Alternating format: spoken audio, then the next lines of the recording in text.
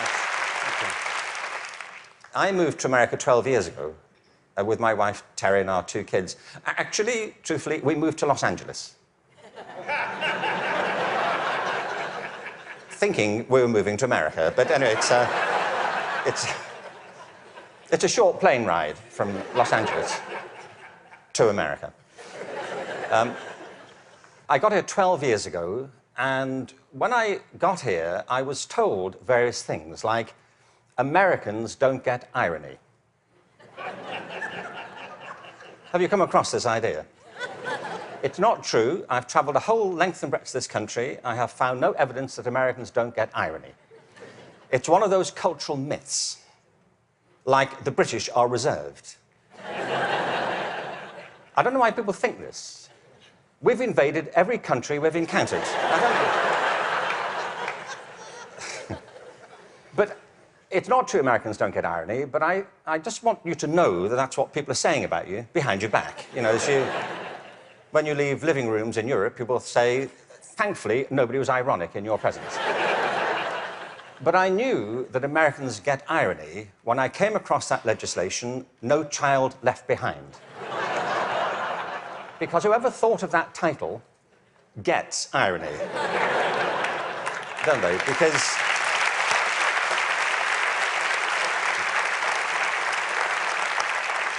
Because it's leaving millions of children behind. Now, I can see that's not a very attractive name for legislation. Millions of children left behind. I can see that. What's the plan? Well, we propose to leave millions of children behind, and here's how it's going to work. And it's working beautifully. In some parts of the country, 60% of kids drop out of high school. In the Native American communities, it's 80% of kids. If we halved that number, one estimate is it would create a net gain to the US economy over 10 years of nearly $1 trillion. From an economic point of view, this is good math, isn't it? That we should do this. It actually costs an enormous amount to mop up the damage from the dropout crisis. But the dropout crisis is just the tip of an iceberg. What it doesn't count are all the kids who are in school but being disengaged from it, who don't enjoy it, who don't get any real benefit from it. And the reason is not that we're not spending enough money. America spends more money on education than most other countries. Class sizes are smaller than in many countries. And there are hundreds of initiatives every year to try and improve education. The trouble is, it's all going in the wrong direction. There are 3 principles on which human life flourishes, and they are contradicted by the culture of education under which most teachers have to labour and most students have to endure. The first is this, that human beings are naturally different and diverse. Can I ask you, how many of you have got children of your own? OK. Or grandchildren? How about 2 children or more? Right. And the rest of you have seen such children? Small people wandering about.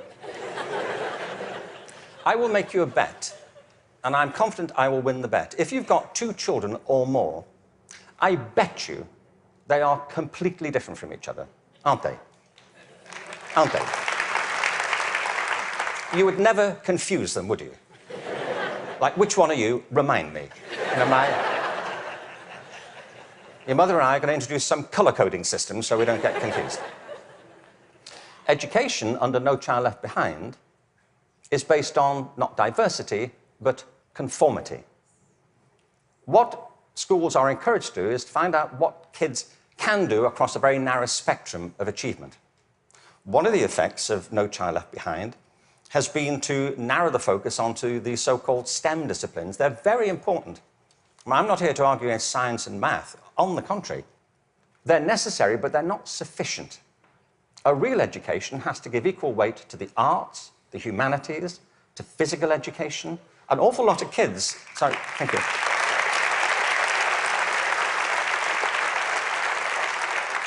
One estimate in America currently is that something like 10% of kids getting on that way are being diagnosed with various conditions under the broad title of attention deficit disorder, ADHD. I'm not saying there's no such thing. I just don't believe it's an epidemic like this. If you sit kids down hour after hour doing low-grade clerical work, don't be surprised if they start to fidget, you know.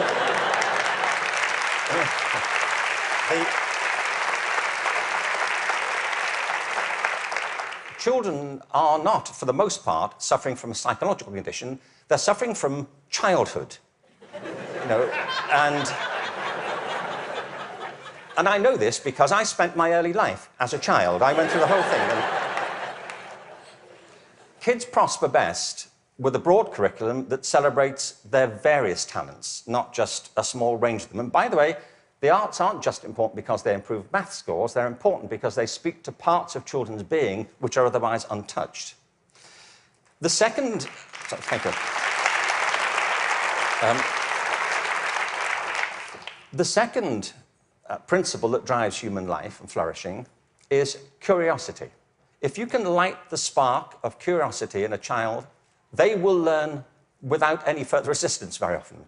Children are natural learners. It's a real achievement to put that particular ability out or to stifle it. Curiosity is the kind of engine of achievement. Now, the reason I say this is because one of the effects of the current culture here, if I can say so, has been to deprofessionalize teachers. There is no system in the world or any school in the country that's better than its teachers. Teachers are the lifeblood of the success of schools. But teaching is a creative profession. Teaching properly conceived is not a delivery system. You know, you're not there just to pass on received information. Great teachers do that. But what great teachers also do is mentor, stimulate, provoke, engage. You see, in the end, education is about learning. If there's no learning going on, there's no education going on. And people can spend an awful lot of time discussing education without ever discussing learning. The whole point of education is to get people to learn. A friend of mine, old friend, actually very old, he's dead. That's as old as it gets, I'm afraid. So, but a wonderful guy, he was. A wonderful philosopher. He used to talk about the difference between the task and achievement senses of verbs. You know, you can be engaged in the activity of something, but not really be achieving it. It's like dieting. It's a very good example, you know. There he is, he's dieting. Is he losing any weight? Not really. Teaching is a word like that. You can say, there's Deborah, she's in room 34, she's teaching. But if nobody's learning anything, she may be engaged in the task of teaching, but not actually fulfilling it. The role of a teacher is to facilitate learning. That's it. And part of the problem is, I think, that the culture of, the dominant culture of education has come to focus on not teaching and learning, but testing. Now, testing is important. Standardized tests have a place. But they should not be the dominant culture of education. They should be diagnostic. They should help. You know,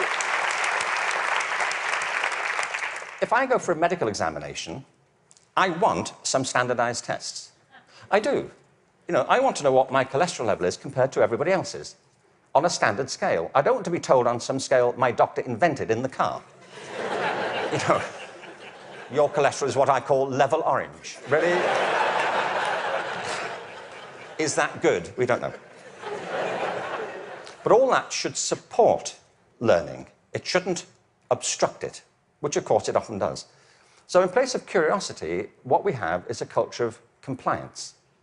Our children and teachers are encouraged to follow kind of routine algorithms rather than to excite that power of imagination and curiosity.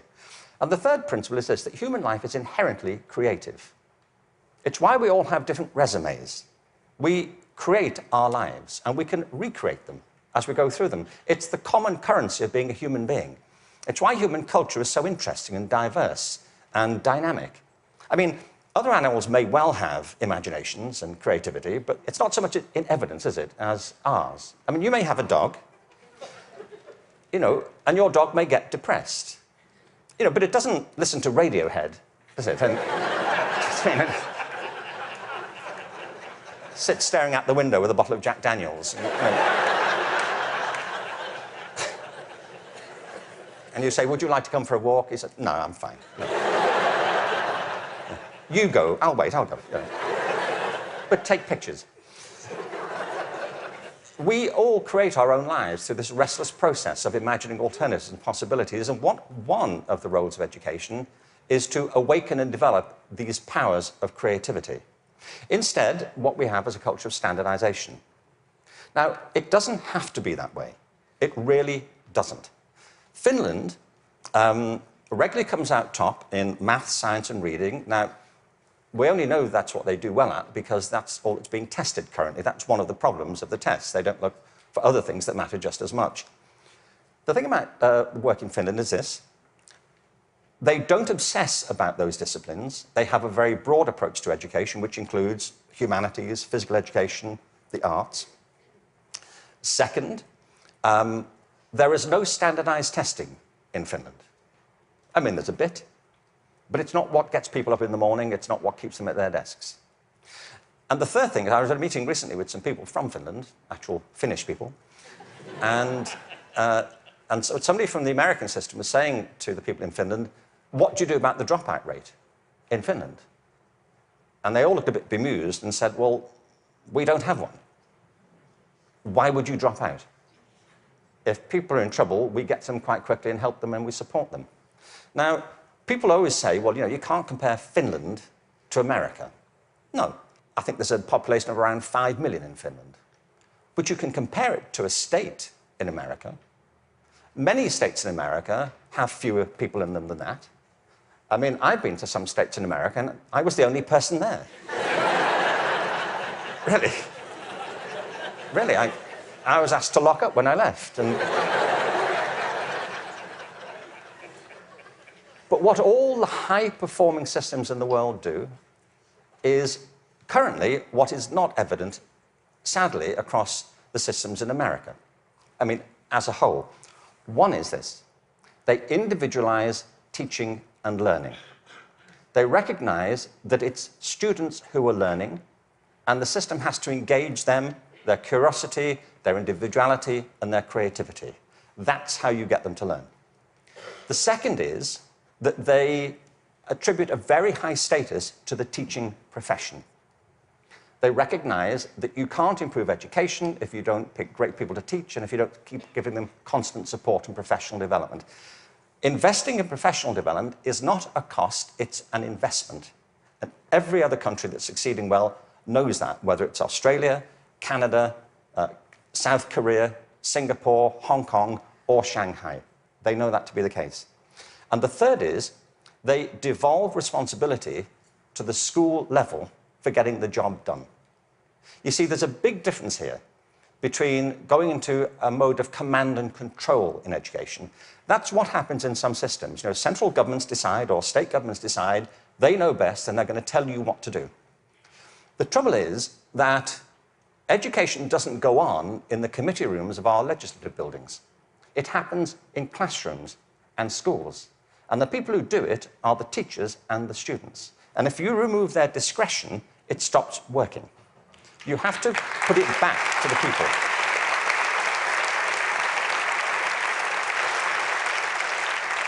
There's wonderful work happening in this country.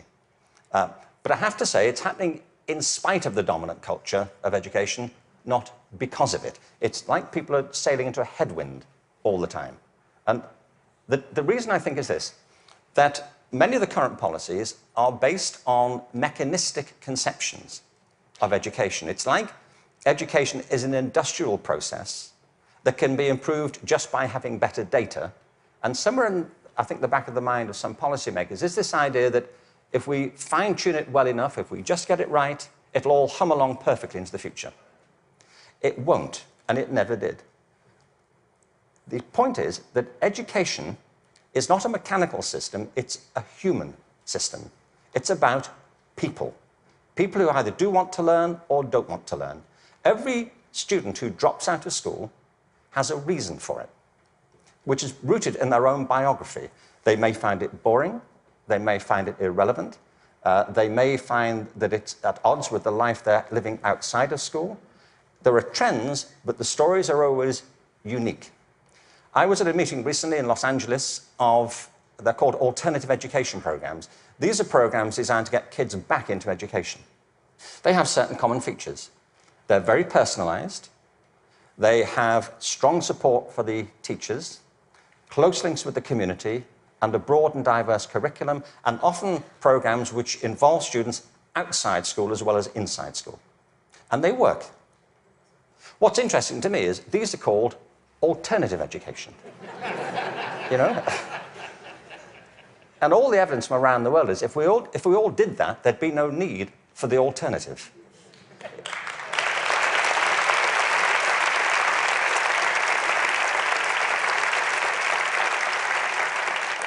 So I think we have to embrace a different metaphor. We have to recognize that it's a human system and there are conditions under which people thrive and conditions under which they don't. We are, after all, organic creatures. And the culture of the school is absolutely essential. Culture is an organic term, isn't it? Not far from where I live is a place called Death Valley. Death Valley is the hottest, driest place in America, and nothing grows there. Nothing grows there because it doesn't rain, hence Death Valley. In the winter of 2004, it rained in Death Valley. 7 inches of rain fell over a very short period. And in the spring of 2005, there was a phenomenon. The whole floor of Death Valley was carpeted in flowers for a while. What it proved is this, that Death Valley isn't dead. It's dormant. Right beneath the surface are these seeds of possibility, waiting for the right conditions to come about. And with organic systems, if the conditions are right, life is inevitable. It happens all the time. You take an area, a school, a district, you change the conditions, give people a different sense of possibility, a different set of expectations, a broader range of opportunities. You cherish and value the relationships between teachers and learners. You offer people discretion to be creative and to innovate in what they do. And schools that were once bereft spring to life. Great leaders know that. The real role of leadership in education, and I think it's true at the national level, the state level, at the school level, is not and should not be command and control. The real role of leadership is climate control, creating a climate of possibility. And if you do that, people will rise to it and achieve things that you completely did not anticipate and couldn't have expected. There's a wonderful quote from Benjamin Franklin. There are 3 sorts of people in the world. Those who are immovable, people who don't get it, they don't want to get it, they're not going to do anything about it. There are people who are movable, people who see the need for change and are prepared to listen to it. And there are people who move, people who make things happen. And if we can encourage more people, that will be a movement. And if the movement is strong enough, that's, in the best sense of the word, a revolution. And that's what we need. Thank you very much. Thank you very much.